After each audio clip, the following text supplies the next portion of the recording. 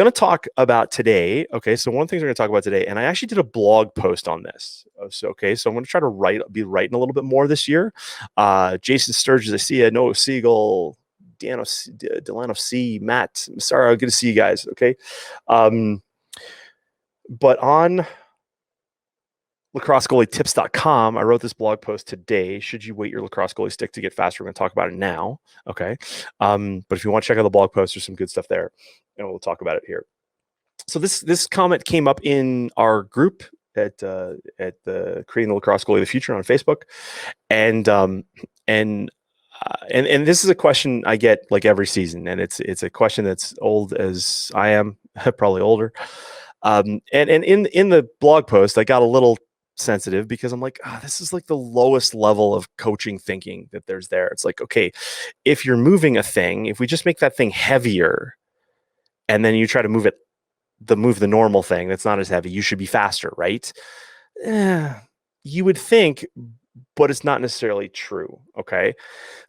And what's really funny is that there's a goalie on here, Chuck Fisher, who was a goalie. I did not get the chance to coach you, Chuck, but my coach coached Chuck way back then, and Coach Snow made Chuck wear ankle weights, to be better in the cage. And that too is a I like to say every coach does the best with what they know at the time. Okay. So if you don't like your coach, and then you've just got to go like, okay, listen, they're doing the best with what they know at that time. And compared to another coach, they may not know the same or know different. That's fine. But your job as a parent listening to me, unfortunately, is to find answers to help your goalie develop wherever they are at the time. Okay, so that's the battle. So I always hate when people get upset with coaches. I get upset with coaches because there's a certain level of knowledge that I think coaches should have, and when they're below that, I'm just like, really? Come on, you haven't done any homework on this position. That's where I get upset, and I get my back up. Okay, but to be fair, every coach does the best with what they know at the time. So that's really important. So to talk today a little bit about this idea about like weighting the goalie's stick. So especially this time of year, seasons are coming up. We're all hopeful that seasons happen. But the idea is that people are looking for ways to kind of catch up. It's like you're trying to cram for a test between now and the season starts. And weighting the stick is a topic that always comes up. But the idea here is unfortunately is incorrect. And the best thing I could find on this for everybody, and I wrote about this a couple of years ago as well, is that there's actually a baseball study done by Cal State Fullerton about weighting baseball bats. And you may, if you've seen any sort of baseball, you may see that in the on-deck circle, which is the player that's coming on next after the batter that's currently hitting, in the on-deck circle, players will stand there, and there's a whole bunch of tools by their feet, like different things to use. And one of the things that they have are these weighted rings. And the idea was used with a weighted ring on the bat. You take swings with the weighted bat, and then you'd knock that weight off, and then you'd get in the batter's box, and your bat would feel light. Okay.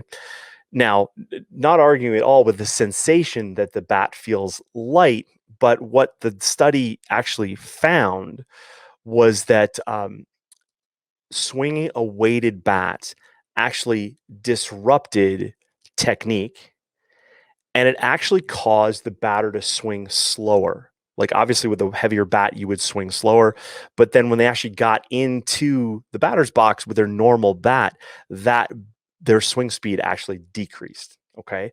So now, and I'll share with you some other studies here, because of my luge background years and years ago, I had the chance to compete against like East German and Russian, like communist athletes. Okay. And for those of you guys old enough to know what that means, like communist sports back then was there was tons of money spent to basically show your country's dominance. And so there was a lot of research done. And when the wall came down in 1991, I think, and in East Germany, between East Germany and West Germany. A lot of this research started popping up, and one of the other research bits that I was able to find years ago was that in sports like javelin and discus and hammer throw and shot put, they did a lot of studies showing like, well, what was the best weight to train with, and what ended up happening is that it basically came about that it was better to train with a lighter implement than it was to train with a heavier implement. Now, they did some testing with heavier implements, but what they found is if you did something heavy, we're talking about like a microscopically increased implement, right? So with a goalie stick, what is typically what people like to do, which is not correct, is to load a stick up with like load the shaft up with BBs, or tape weights to the shaft, or there are these things now called string weights, which you can string around. And actually, the irony of string weights, my wife's an interior designer, and string weights are used at the bottom of drapes to keep them weighted down, right? So it's funny. So people will go like, oh yeah, we'll add weights and then we'll make this heavier, and then the goalie will feel like lighter. And of course, there's goalies that will attest like, yeah, you might have had a coach do this and then they used it in college and they did it and they were fine. My thing is that fine is not enough. Like just the fact that you feel fine is not accurate. And this is a lot of parents do this. They ask their kid like, well, how was practice today? And they're all hot and sweaty and worn out. And they go like, oh, yeah, it was good. And parent goes like, oh, hey, you were hot and sweaty and worn out. That must have been a good practice. But that's not the indicator of a good practice. Okay. So what happens here when you as a lacrosse goalie, we are coming from basically a central point, and we're trying to move that stick or part of our body in front of the ball. Okay. And so to do that, it's not just about moving the stick in the air.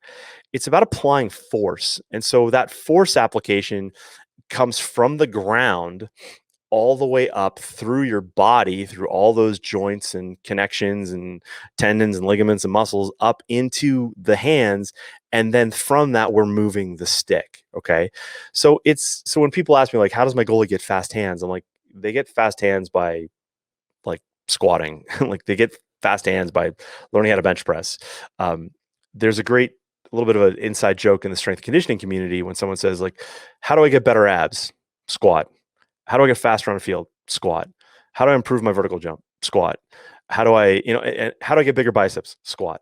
Right. The idea though is that you're increasing the overall general capabilities of your goalie in order to be able to move that stick quicker. Okay. So what, to the uninitiated, what ends up happening is that people look at the end result. They look at the last 2%, and they think that that's the entire picture. And really it's not, it's just the last 2%. So what we want to have happen is we want if we're going to increase the ability for a goalie to move a stick effectively, we really need to make them stronger overall. Okay. But a problem that happens in the sport of lacrosse is what ends up happening is coaches try to do too much in any one practice. Okay.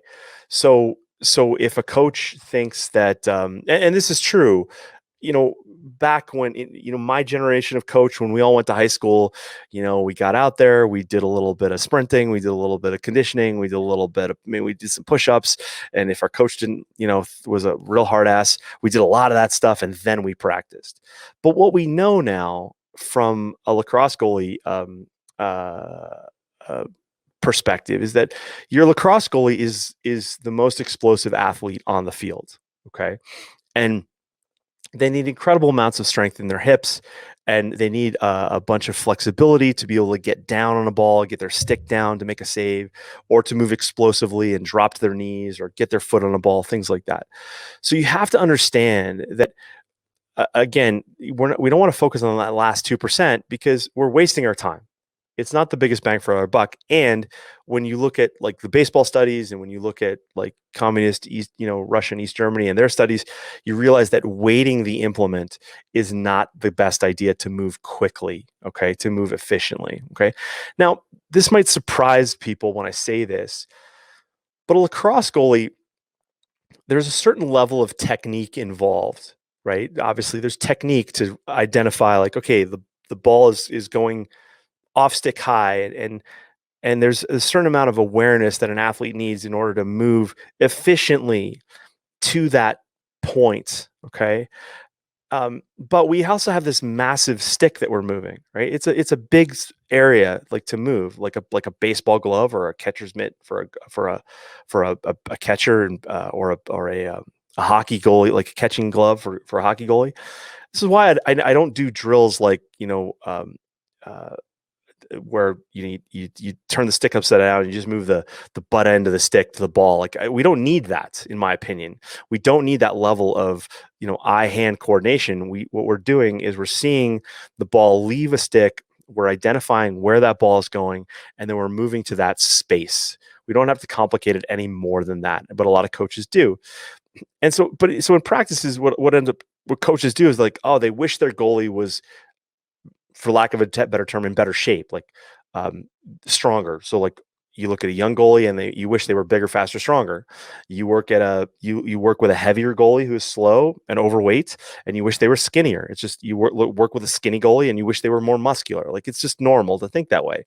But then what ends up happening is coaches try to do all of that with a goalie in one session. And those days, in my opinion, are gone. Right. So when you go to a goalie coach, right, your job, so the goalie coach, in my opinion, we need to get that goalie through some sort of warm up, right, to basically get them loosened up and then to basically activate. We don't want to annihilate a goalie before we take shots on them. We just want to activate them. Okay. This is where a lot of teams miss the boat on this, is they, make their team do a couple laps and then they do a dynamic warm up, and all the, like 95% of the kids are so inflexible that the dynamic warm up is doing nothing to improve any sort of their flexibility. And so I'm not a big fan of dynamic warm ups. Actually, I'm a fan of activating an athlete where they are with what they have to work with. Okay. So, I won't bore you now, but dynamic warm ups basically got completely bastardized when one little study came out that said like, oh, if you took sprinters and you did a slow, like a static warm up with some of the sprinters, and then you did dynamic warm up with the others, those sprinters that did the dynamic warm up were faster. So then teams were like, oh my god, we got to do dynamic warm ups, but then kids are doing them incorrectly, they're rushing through them, they're getting no impact. Right. So when it comes to your goalie, wherever they are physically, if your goalie can't get down to a ball because their hips are tight or their hamstrings are flexible, they probably could use a bit of a warm up that works on some static stretching to get the tension in those muscles to go away. But that's a whole other point. But the thing to be concerned about here is that your goalie, okay, needs to go into practice, get activated, and then work on wiring themselves and moving in front of the ball wherever they are. Like, so if we're dealing with goalies at a young age, that stick is going to be really heavy. Okay. So the bottom line for most goalies is that your goalie is just weaker physically than you would like them to be. Okay. So one of the things that I recommend with my coaches is to say, listen, don't try to work on strength with your goalie at practice, right? Send your goalie home with some homework to do what they can do. Like if that goalie can get to a gym 6 days a week, great. If they can learn how to do a push-up, that's their thing. That's their homework. When you get in front of a goalie coach, you should be working on shots. You should be working on moving correctly in front of the ball. We're wiring the goalie. What's hard for a lot of coaches is to have patience and realize that their goalie is not physically at the point to move explosively in front of a ball. Okay. And that's where, so that's where you got to be careful here. is you got to have some patience. You got to be creative, and you got to realize that sometimes when balls go by your goalie on game day, they're just not physically ready to make that save, right? You know, with a lot of young goalies, and for all my parents out there who have young goalies, what I want you to understand is this: is when a ball goes by your goalie, you should ask them, Joseph Michael, if you can dodge a wrench, you can dodge a ball. There you go. Right. That's we got to work on that. That's a great quote. That's a great comment too. Thank you, Joseph. Appreciate that. Where was I? Totally made me lose my train of thought. Uh, so when your goalie misses a ball, right? When there's a ball in the back of the cage, you've got to ask your goalie, you got to go back to the three keys. Okay. The three keys to making any save. Hey, Jimmy, Karen, did you see it? Yes or no?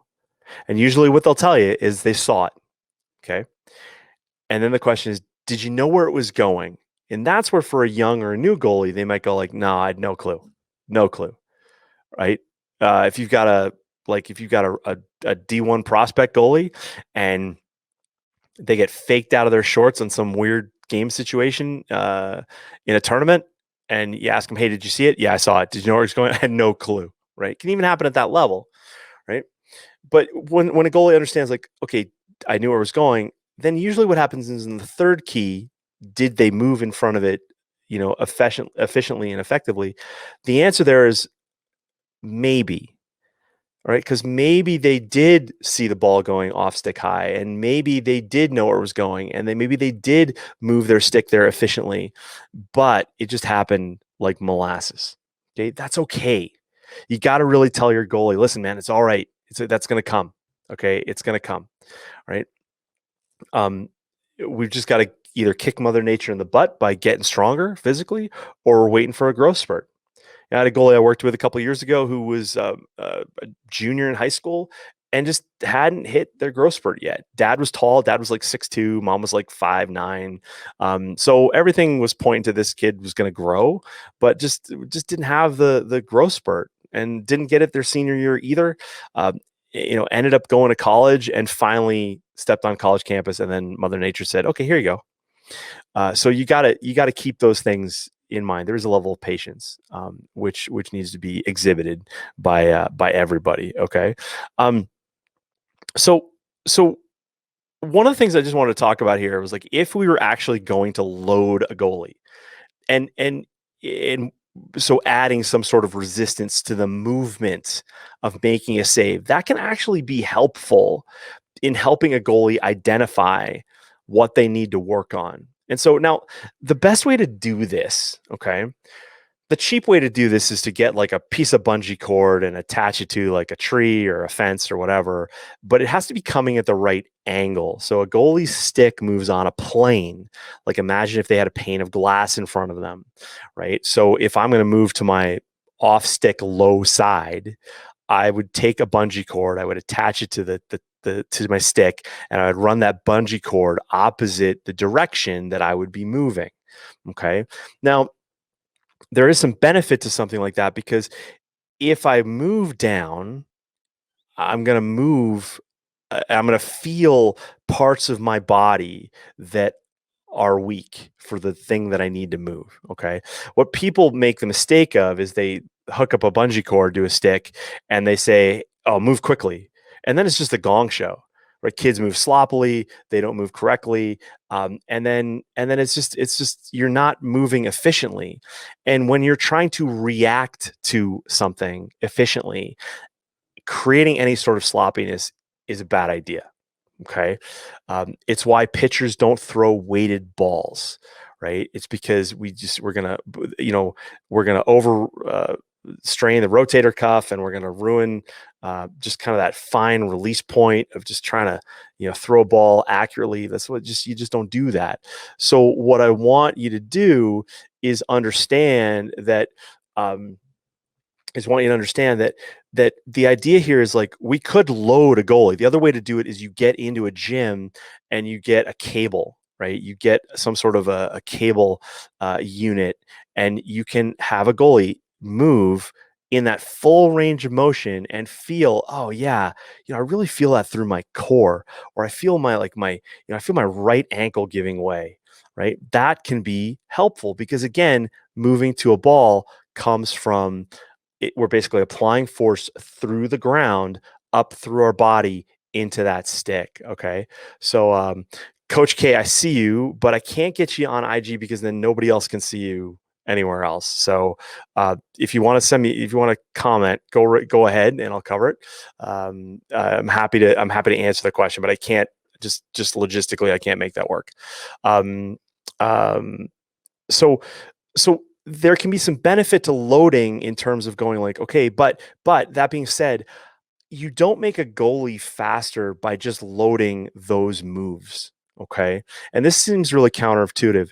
You're going to get a bigger bang for their buck if you teach your goalie how to squat, how to bench press, or how to even just do push-ups, right? Just getting them stronger physically is going to make them better in the cage. Okay. So that's really, really, really important to understand. So to the uninitiated parent, okay, I don't want you to gauge your goalie like having a good workout. Like if they go to a goalie coach or go anywhere else, they come home and you say like, "Hey, how was it, honey?" And they say like, "Oh, yeah, it was great. I'm exhausted." I can take a goalie and I can make you completely exhausted and send you home. And if that's your judgment point, then uh, it would be like stealing money. That's what happens in a lot of clinics. Happens in a lot of camps. You know, did your kid have a good time? Yeah, they had a great time. Okay, cool. But what I want you to be asking is like, did my goalie get better today? What are we working on? What is my goalie weak at? Right? And for a brand new goalie, sometimes just doing something is better than nothing. I get it. But even there should be a plan. And for my elite goalies that are really trying to make something happen, then we get really fine-tuned. Because a lot of times what happens is like a goalie can't make a save, and it has nothing to do with their technique. It has everything to do with their physical ability to move in front of the ball. Okay. One thing I will tell you, though, is that your goalie probably could benefit from a lighter stick. Okay. So back to all that research, the idea is like, okay, moving a lighter implement is actually better. Okay. So one of the things I would tell you to do is if you're working with a small goalie, let's talk about this first. For a lot of my girls out there, a lot of my girls have very small hands or they have soft hands. Okay. So girls typically, they learn about like one, they're a little dainty, right? Like, not everybody. So let me speak openly here. I don't want anybody to jump down my throat on this, but a lot of girls, like, they have smaller hands. They use cream, and lotions. And what ends up happening is that their skin on their hands is soft. It's not like they've been, swinging an axe their whole life and they have got calluses. Because one of the things that happens with a stick or an implement or like even lifting weights is that if your hands are soft, now I speak from experience because I've always had soft hands. I have a small hand. I've also had soft hands my entire life. Even when I was deadlifting and I was Olympic lifting and all this stuff, I would get calluses, but it wasn't like my whole hand turned to leather. The reason why I share that is there's an idea about hand hardening. So in Olympic lifting and other sports, there's actually uh, a whole set of like hand strength games, like everything from bending a frying pan, tearing a phone book, to bending nails with your fingers. Well, if your hands are soft or small, those things are really hard to do. Well, if you pick up a goalie stick is heavy and cumbersome. Okay. So one of the things that I encourage my girls to do if they have small hands is to downsize to a smaller shaft. And you can do that. You can get a junior shaft, a junior thickness, and you can get a sleeve, an insert that goes into the head of your goalie stick. And so you've got a full-size goalie head, but you have a smaller shaft, and that's easier to hold in the hands. It's easier to cradle with, especially if you've got a glove on. Okay. So it's important to keep that in mind. So I would encourage you, if you've got a goalie who suffers from small hand syndrome, it's kind of like that Seinfeld episode. She has man hands, right? Remember that one? But to use a smaller shaft. You can also, if you're dealing with younger goalies, there's no reason why you can't use mini sticks. And in the blog post that I'm posting, it's posted now. It's on my blog at lacrossegoalietips.com. I've got links to some mini sticks, right? So you can get a mini stick, especially if you got if you're working with young kids. just put a pocket in it. Try to get a decent pocket in that stick so that when they throw, it doesn't like hook into the ground. But the idea of having a smaller stick to move in the cage is probably going to help your goalie a ton if they're dealing with that. Okay. So I'm not a fan of using like a short stick to I don't like short stick drills because again, I just don't feel like we need that level of like minuscule concentration on the ball. I just don't think we need it. So I don't I don't give a kid a short stick and say move that, because a lot of times what ends up happening, especially if you're using tennis balls are flying everywhere, and that like really doesn't do much for a goalie's confidence. I also believe 100% that one of the things that we're learning as a goalie is how to have soft hands and how to basically receive that ball and not give up a rebound. And if your goalie's in there and they're dealing with a heavy stick, right, then they're choking that stick.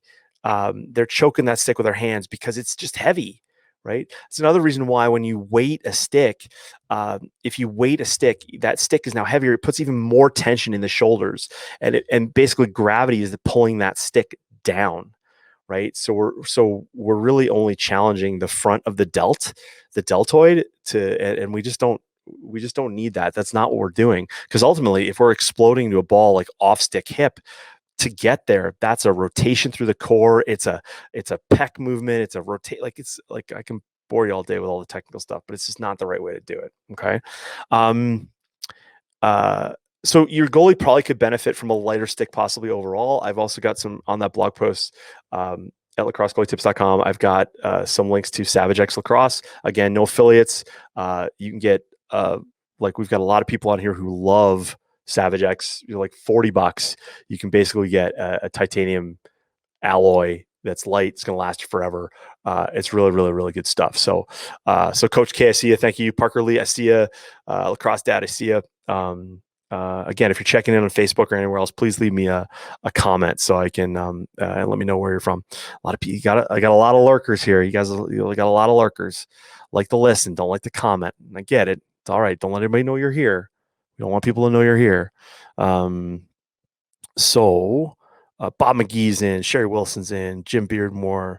Some people coach. Yeah, Jim Beardmore. Some people coach for all the wrong reasons. I hear you.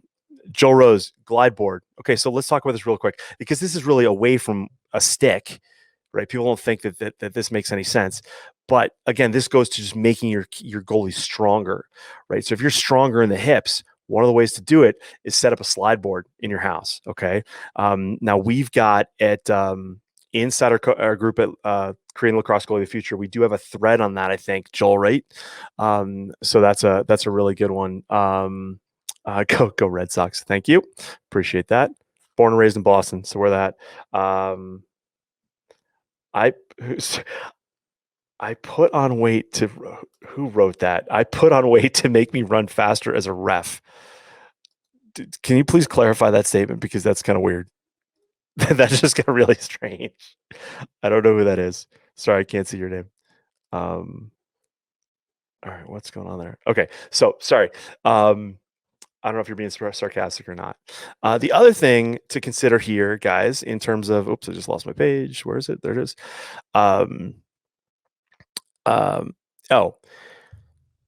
Another thing that's not talked about, and for those of you guys that coach other players, not just goalies, one of the things, and I've really made a change. COVID actually changed this for me, or it really hit this home for me.